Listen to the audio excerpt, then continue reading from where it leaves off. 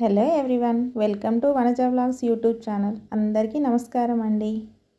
ఈరోజు ఒక మంచి రెసిపీ అయితే మీకు చూపించబోతున్నాను. మా అమ్మ మా కోసం చేసి పెట్టిన సర్వపిండి. ఈ రెసిపీ మీకు కూడా చూపిస్తాను. దీనికోసం ముందుగా స్టవ్ మీద వాటర్ పెట్టుకోవాలి.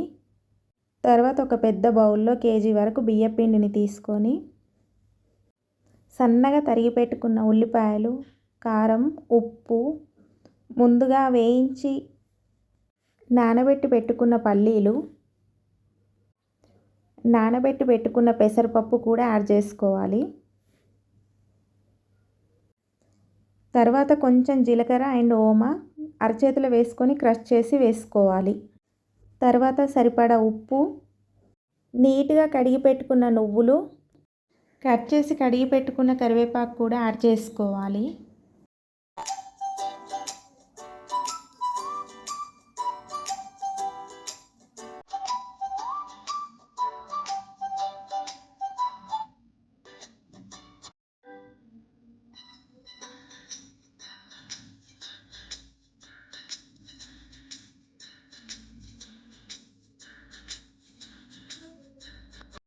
చిటికెడు పసుపు యాడ్ చేసుకొని పిండి మొత్తం మిక్స్ చేసుకోండి.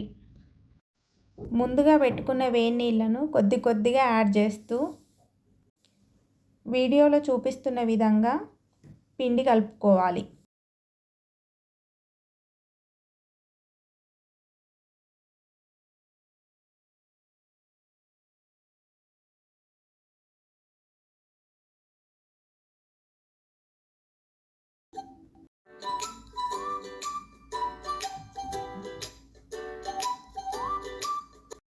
ఇలా వేడి నీళ్ళతోని పిండి కలిపిన తర్వాత కొంచెం చల్లటి నీళ్ళు యాడ్ చేస్తూ పిండి సాఫ్ట్ ముద్దలాగా కలుపుకోవాలి.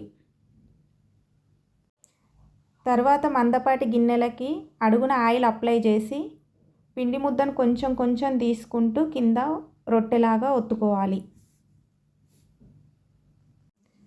చేతికి కొంచెం కొంచెం తడద్దుకుంటూ అడుగు భాగాన మంచిగా ప్రెస్ చేసుకోవాలి.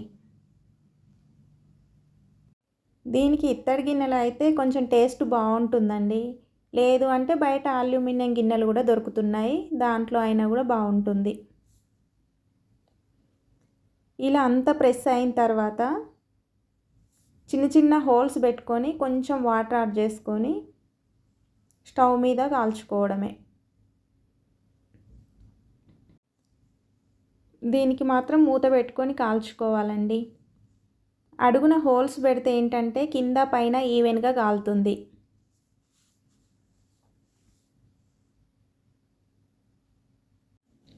పిండి మొత్తం అయిపోయే వరకు కూడా ఇలాగే చేసుకోవాలి. 1 by 1 ఒకటి రెడీ చేసుకునే వరకు ఒకటైతే కాలిపోతుందండి. మీడియం ఫ్లేమ్లో కాల్చుకుంటే బాగుంటుంది.